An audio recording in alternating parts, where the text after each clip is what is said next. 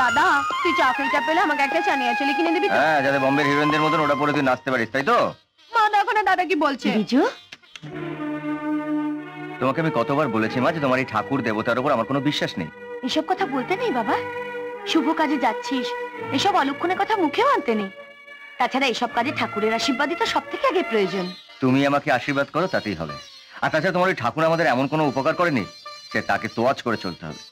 তুমি বিশ্বাস করো তাতে আমার কোনো আপত্তি নেই, তবে আমাকে জোর করো না। আমার দেরি যাচ্ছে মা, চলি। চলি না, বল আসি। আসি।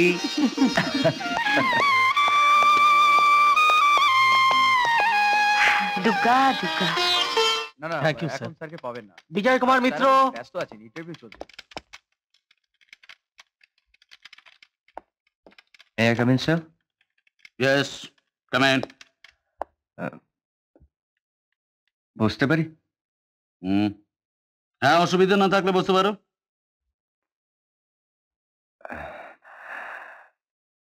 This is my biodata, sir.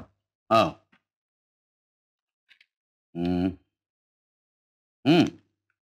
Ordinary student. থাকা হয় কোথায়?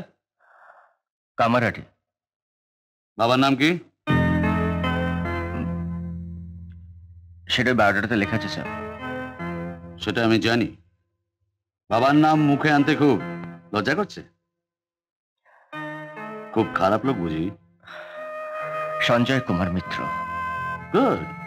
তা কোন কলেজ থেকে তুমি? জাস্ট মিনিট, কি নাম বলে? সঞ্জয় কুমার মিত্র। কি করেন তোমার বাবা? ব্যবসা। কিসের ব্যবসা? ঘুঁটের ব্যবসা। কি? না, আসলে আমার পিতৃদেবের জামা কাপড়ের আমদানি রপ্তানির ব্যবসা, মানে গার্মেন্টস এক্সপোর্ট ইম্পোর্ট। তাহলে বরানগরের সঞ্জয় মিত্র তোমার বাবা? সে কথা আমায় আগেই বলবে তো। আপনাকে সেটা আমি অনেক আগেই বলেছি স্যার। সঞ্জয় আমার অনেক পুরনো দিনের বন্ধু। আচ্ছা, সঞ্জয়ের ছেলে তো শুনেছিলাম পুলিশ ট্রেনিং এ আছে। তুমি কি? না, সেটা আমি নই, অন্য কেউ। অন্য কেউ মানে? মানে সে হচ্ছে সঞ্জয় মিত্রের অন্য পক্ষের ছেলে। ইন্টারেস্টিং। সঞ্জয়টা যে এতদিন ডুবে ডুবে এরম ভাবে জল খেয়েছে সেটা আমি জানতাম না। খুব রসিকলো। হ্যাঁ, তা সঞ্জয় তোমার মাকে বিয়ে করেছেন না এমনি এমনি ডেকেছেন? আমার মনে হচ্ছে আপনার দিনটা আজ খুব খারাপ মিস্টার তরফদার। সে কি, তুমি হাতও দেখতে পারো নাকি? খুব ভালোভাবেই পারি। হ্যাঁ, তাহলে তাহলে আমার হাতটা একটু দেখো না। বুঝলে, এই আমার হাতে বুঝলে কেতু আর Rahu. You scoundrel, I will complain to Sanjay. Harida, ও হরিদা, কি হলো? আরে কড়া করে চা বানাও দেখি আদা দিয়ে। খাই বেশ জম্পেশ করে। সকাল থেকে মাথাটা কেমন টন টন করছে, বুঝেছো? কেন রে, তোর ঠাকুরটা কি মরার আগে এই দোকানটা তোর বাপের নামে উইল করে রাখছে? যখন তোরা ফরমাস করবি তখনই এইটা মুখের সামনে হাজির করতে হইব। আরে নিশ্চিত সঙ্গে যা শীত ঠিক চাপ বড় হইয়া গেছে। আগের পাওনা গন্ডা শোধ কর, তারপর চা পাবি, নইলে এক গ্লাস জলও পাবি না। এই কয়া রাখলাম। এই হরিদা হঠাৎ এত খেপে গেল কেন বলতো? দেখ, রাতে রাতে বৌদি রাতে ধোলাই খেয়েছে।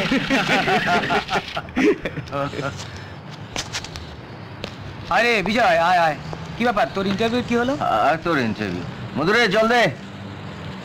বাস এই পর্যন্তই, এর বেশি আর কিছু দিতে পারবো না। হ্যাঁ, মানে? মানে আর কিছু দিতে পারুম না। আমার চলবো কি করে? ও হরিদা, কথাটা শোনো তুমি। ধরো তোমার সমস্ত পাওনা গন্ডা মিটিয়ে দিলাম, তখন? আরে পুজোর সময় তুমি বৌদিকে নিয়ে হানিমুনে যেও। আর যদি বৌদি না যেতে চায় তো মধুর ডাগর বোনটা তো আছে। হরিদা, ওদের মুখ সামলে কথা বলতে বলো, এইসব কিন্তু ভালো হচ্ছে না। হ্যাঁ, আচ্ছা কি হইতেছে কি? আর তোদেরও বলি হারি, গাছে কাটা গোপে তেল। চাকরি হইব না চাই, সাতমন তেলও পুড়বো না, রাধাও নাচবো না। ও হরিদা, আরে আমরা পয়সা না দিতে পারলে কি হয়েছে?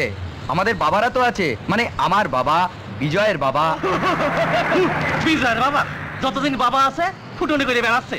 বাবা চিৎপটাং হইলে সব শেষ। তখন সৎ ভাই বাড়ির ত্রিসীমানায় ডুবতে দেবে না। ভিক্ষার থালা নিয়ে দৌড়ে দৌড়ে ঘুরতে হবে, বাবা ভিক্ষাতে, বাবা ভিক্ষাতে। মধু,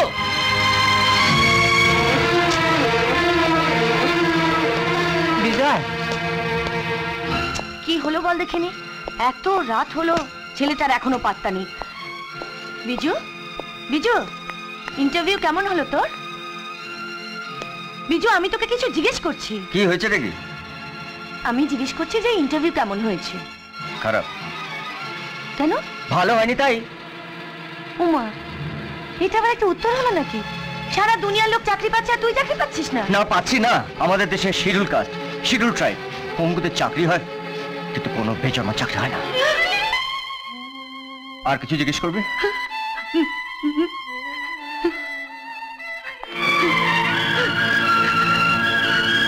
না, তুই এটা কি করলি বলতো? এটা ভালো করলি না। তোর ইন্টারভিউটা যাতে ভালো হয় তার জন্য মা সারা দিন না খেয়ে ঠাকুরের কাছে মানত করে বসেছিল, আর তুই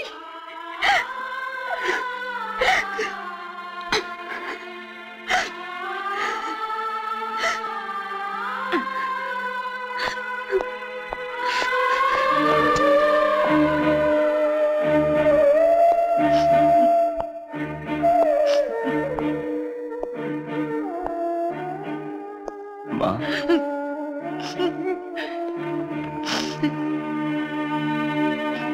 আমি এইভাবে তোমাকে আঘাত করতে চাইনি মা।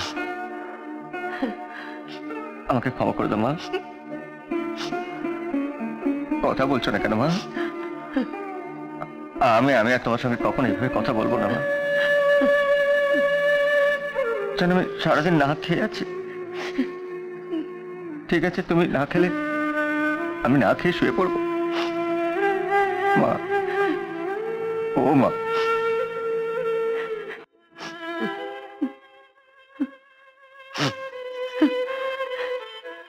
বিজু,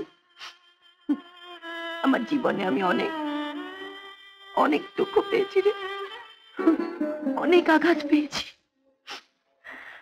সহ্য করেছি। সেই জন্য কারোর বিরুদ্ধে আমার কোনো নালিশ নেই, বিশ্বাস কর। আমি সবকিছুকে আমার ভাগ্য বলে মেনে নিয়েছি, কিন্তু আমি এখনো এই আশায় বুক বেঁধে বেঁচে আছি যে আমার সব দুঃখ একদিন আমার বিজু আমাকে ভুলিয়ে দেবে। কিন্তু এখন আমি বুঝতে পারছি আমি ভুল ভেবেছি, আমি ভুল ভেবেছি।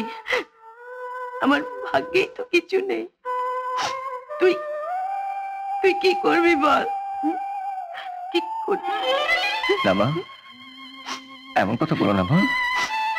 দেখবে দেখবে একদিন আমি তোমার সমস্ত সুখ ফিরিয়ে দেবো মা। চল মা, খেতে চলো প্লিজ। যাব, তার আগে তুই আমার একটা কথা রাখবি বল? কাল সকালে একবার বাবার সঙ্গে দেখা করবি? মা, তুমি- না না বিজু, না বলবি না। ঠিক আছে।